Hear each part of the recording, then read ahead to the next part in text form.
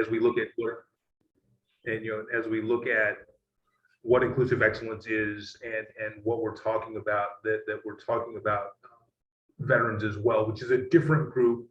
Just to give you a little bit of background before I start the presentation, my name is Nick Lanier. I am the manager of veteran services here. I'm also a proud student veteran. I was in the United States Army from 1999 until I was medically retired in 2012. The joke I will tell everybody on the screen is that last trip to Iraq ended rather poorly. So I found myself at that point as a 38-year-old man trying to figure out what the next steps in my life were going to be. And that was me going back to college, and at 41, graduating with an undergrad degree from St. Leo University in Florida. All four of my daughters saw Dad walk across the stage, because there are parts of this that are very personal to me. So if that comes across in the presentation, please know you're seeing Nick Lanier, the human being, not just a staff member. That's why I have such a passion for this and kind of how I look at the space. I'll go ahead and put the first slide up, but just so you're aware, a lot of the data that's out there right now is difficult. So in the same way that there is a clearinghouse for student information when we're talking about graduate, undergraduate, things of that nature, there is no centralized clearinghouse for student veteran data in particular. So it creates a bit of a difficulty when you're trying to figure out what that student looks like. And so we'll go ahead and begin. So long as I can figure out how to work slides. Anybody want to take a chance on that? No? Okay, here we go. I still don't know how to do it. This is awesome. All right, so here we go. So Green Zone training itself was adopted based on the safe zone training models that were used earlier in 2000s. This actually started at the University of North Carolina, Chapel Hill, and it is now free for all institutions to use. And the reason why it's called Green Zone training is for that little map you may be able to see in the bottom right-hand corner. The green zone inside of Baghdad was the safest possible area you could be in. It's where Embassy Row is. And so when you use this terminology, it's understood in a particular way by those who have deployed to Iraq in particular, but also to those who deployed to Afghanistan as well. So what is our objective? I really believe this is team building, because ultimately we're all in the business of making sure our students succeed. We want to meet them where they are and help them achieve a goal that maybe they don't see yet. And so really it's, what is the expectation? Ideally, this is cultural competence. The military is a separate culture.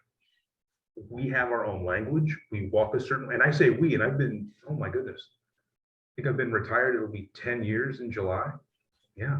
So I'm still, but that part of that culture is still a part of me. The language that we speak, the way we interact with one another, certain terms that can be used. Denise gave me a hard time today because I don't have the new military word of the week up outside of my office yet. But it's about cultural competence, about learning that and being a part of that. And so really a lot of that's going to be here. So ultimately, this is who I hope after this conversation we can become, that we're aware of what the issues and concerns are for these students and that they are different, that they come from a different place. But ultimately, it's who we are as Regis College, that we understand we're doing our best to listen to our students, what their needs are, meet them where they are, and we're bringing all of that to the fore so that our students ultimately don't just come to our institution, but we watch them walk across that stage 4 years later with that success that they have already put in their minds to be. So who is a veteran? And if I can bring your attention to the top part of this slide, it's radically, radically important. US Code states a veteran is anyone who has served in the military. But notice, it doesn't mean that you had to have deployed to an active combat zone. We tend to mistake that sometimes. So really, anyone who has served, regardless of time, is a veteran by federal law and statute. There's always the Army, the Marine Corps, the Navy, the Air Force, the Coast Guard, and the United States Public Health Service. And believe it or not, we actually have an online student who's a part of the veteran community, who's a member of the United States Public Health Service. She's currently in Alaska. Right, so when we talk about this, we're actually reaching students where they are, and it's a broad bandwidth of where those students are. Some basic terminology, and I have had meetings with many who are on this screen and probably who have not, and I have fallen into some of these terms. You'll hear these used often. So service member is a generic term. OEF, that's Operation Enduring Freedom, that's Afghanistan. OIF is Operation Iraqi Freedom, that's the deployment I was a part of, the idea of popping smoke is to leave, right? Like there's these weird little things. The idea of being ate up. Ate up has numerous meanings, but the big one is it's just a messed up situation. Like it's not right. And then in meetings, I think I use the term Roger more often than not. And really, if you're a professor and you have a student veteran that says Roger, that's a mental acquiescence saying, okay, I've got you. I understand the concept you're coming across. So this is what we as an institution looked like based on last IPEDS data. So all of this is as current as we could get it prior to creating this presentation. You'll notice that 2% of our total student population has a connection to the military. This means they are either the veteran, the service member, or are the spouse or child dependent of that service member. So we're not only dealing with the non-traditional student, but we're also dealing with the child of that individual. And so there are multiple layers on how that individual may see their experience. As I stated, I don't know, I may have stated, I happily married for 26 years. I have 4 daughters, all of whom are, I call them military brats, but they have lived my experience in their very own particular way. And 3 of the 4 are now college age. And so they come to their experience as students from a very different place than their peers who may have grown up in the same town, gone to the same high school, had the same friend group as they moved through. So it's just being aware of those things. Military deployment, and this is where we get lost.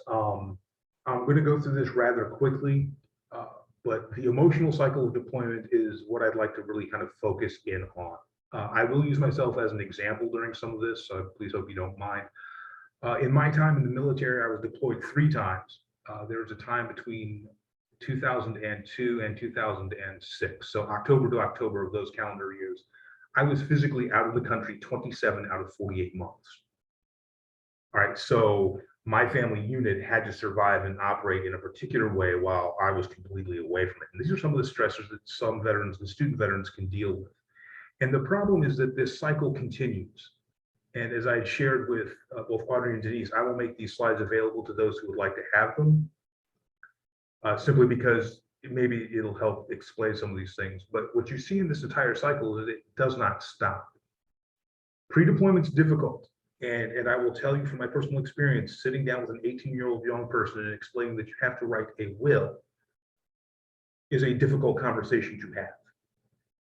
This is what happens during pre-deployment. And then you deploy. And believe it or not, you have like these mixed emotions. You're actually relieved, right? Like, I finally made it here. Oh no, I'm actually here. Then you get into the sustainment phase. You have new routines that are established, right? You have a different life cycle that you're kind of going through, and it gets very, very familiar. Then you get into redeployment. And redeployment is interesting because when you figure out or you find out that you're coming back home, you become much more risk averse, right? Which would make sense. But I'm going to go home. Things are going to be great. I'm fine. I survived whatever this thing is. And then you have post-deployment when you come back home. And now, using the example of my family, how do you do this?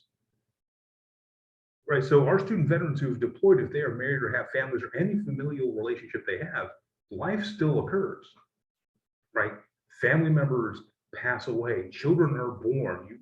When I think of birthdays and holidays, I've missed many of those. I am blessed as an individual to have been at the birth of all 4 of my children, but I know of many of my friends who didn't. And these are things that go on. And so when I look at this by way of how we support students, the question becomes, what are we able to offer? Because we can recognize this, how do we provide support? How can we look at this group and say, okay, we understand at least on some level the difficulties, and how can we bring forward the best possible answers, or the best ways to plug them into the health agencies that we know we have access to here at Regis. Excuse me. Basic strengths of a student veteran. This all comes from the VA College Toolkit, by the way. The big ones are an established identity, but this gets tricky. As I told you, when I was medically retired, I pretty much stopped being a soldier, right? Sergeant Lanier no longer existed, even though I've got really cool stuff hanging in my office. I had to plant a foot and pivot and become Nick. And so this idea of identity, it's established, but it's growing. And that's an incredible opportunity for us when we're working with students that are from this particular background. Also, there are marketable skills. We tend to learn a little fast. We learn on the fly really well. You learn how to do that in the military. It's very structured the way you learn something in the military. And we'll get to that when we talk about classrooms, but it's very direct, but you also learn to adapt quickly. And that can be a very strong skill for a student veteran, especially going into the workforce. So these are all the assets that they come to us with. IVMF, and you can look at this slide because again, it's data overload almost, but the big ones I want to have you take a look at. IVMF is the Institute for Veterans and Military Families out of Syracuse University. And they are probably one of the few places you can go to get this kind of information. Notice that 92% indicate that education should play a role in their post-service transition. There is a recognition as to the value of higher education immediately. But the other one's just as large. 55% of service members said they want to pursue a different career than their military specialization. So the idea that, well, I was a medic and I want to become a nurse, that may hold true for some, but it does not hold true for all. You know, my joke is, I promise you at no time when I was in Baghdad did I stop on patrol and go, you know what I'm going to do after this? I'm going to work in higher education, right? So we have to see that while there is this great background, there's this ability to expand into something different. And typically it takes the form of help agencies. So what are some of the challenges? I will be honest, the idea of transition is kind of strange for me. I think of this more as integration. How do we integrate someone back into our culture, back into who we are as people?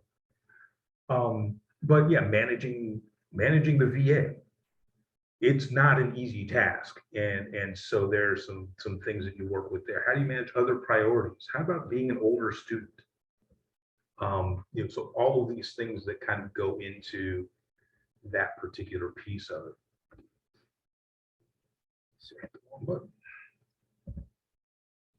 And then there are stereotypes, and I did want to spend a little bit of time on this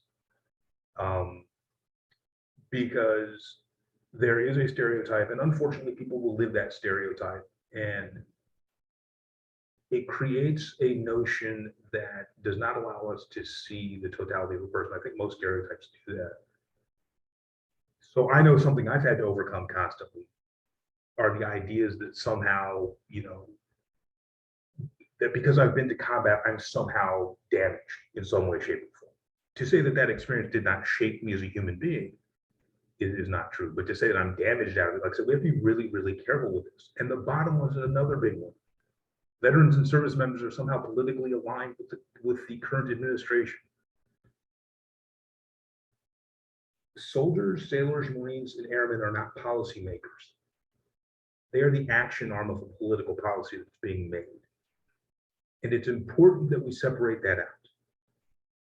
Because I still give my friends a hard time when they look at me and ask, well, gee, Nick, why did you like President Obama? And I go, because he got me out of Iraq. Like, there's some very real things there, and it's about having those open and honest conversations. Because here's the truth. Not everybody is deployed. Roughly 61% of those in the post 9/11 era, which September 11th, 2001 being the start date. Not everybody has PTSD. Women do serve in combat. Did you know 24% of the female population that's in the military has deployed to combat? That veterans are not necessarily rigid or angry or violent. Like, those tropes are out there and those are hard to overcome.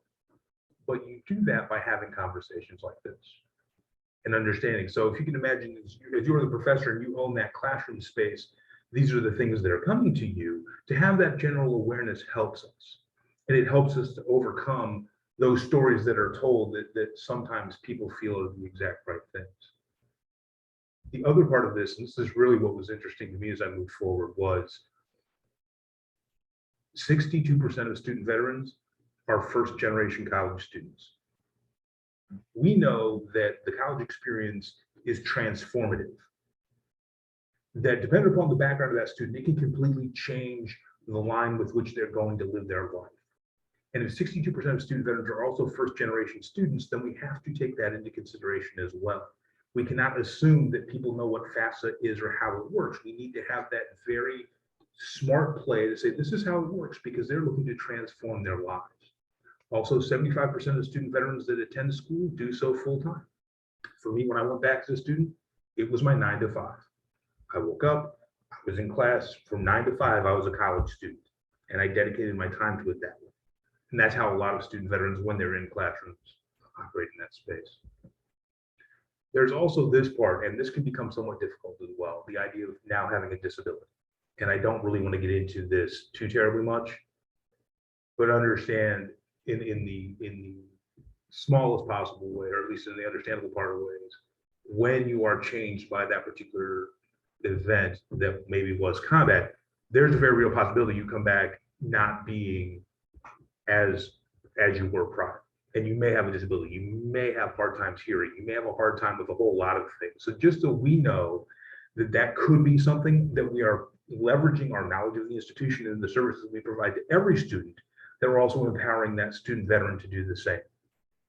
That we're able to see that, and we're able to use the help agencies that we have as well. So student veterans in the classroom, and I'm sure if you're a professor, you may have run into some of this stuff. Big ones to take away, let's see. The veteran may be tardy or absent from a class due to a VA hospital appointment. I can only think of Willy Wonka and the Chocolate Factory. You have the golden ticket. The big hospital has said we're going to see you. It takes roughly 3 months to get that appointment. So when they say you need to be at Bedford VA at 9 o'clock on this day, that's what you do because there's so much riding on that. So just being aware. Also, treating a veteran like a typical undergraduate student can create uncomfortable situations for everybody in the classroom. Remember, these students are adults. And so asking a question or questioning why something is going on is not questioning you as a professor or as a professional, but rather they want to know. Right, that conversation is going to be different than you would have with the 18-year-old, 19-year-old, I guess, typical undergraduate age student. And so there's going to be a little more of a conversation that goes on there. Oh boy, the top 10 tips, again, realize that they're non-traditional students and that they're juggling a whole lot of different pieces. Please also be aware that not all veterans in your classroom are male.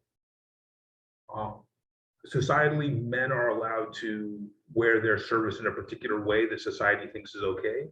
Women and women veterans that I know wear it very differently.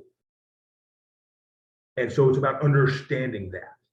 And you don't have to know all the ins and outs of it, but understanding that people wear that experience differently and how it speaks to them. Veterans will view you as the instructor, as the leader of the classroom. And as such, decisiveness is a good thing. So if you can imagine, the syllabi is the greatest single tool a member of the faculty can use when engaging a student veteran, because that tells me what needs to be done, when it needs to be done, and how it needs to be done. And those things don't change unless something comes up. So I can bet money on this is how it needs to go. Those are the tools that if you are in that side, if you're on the faculty side, you have the capacity to really help that individual succeed, because that tool is immensely important, because that's going to be the first thing that student veteran goes back to. Veterans may be reluctant to talk about their military experiences, and that's okay.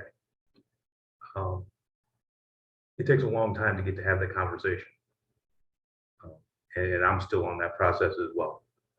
So for some fun, here's some acceptable questions to ask a veteran. What branch did you serve in?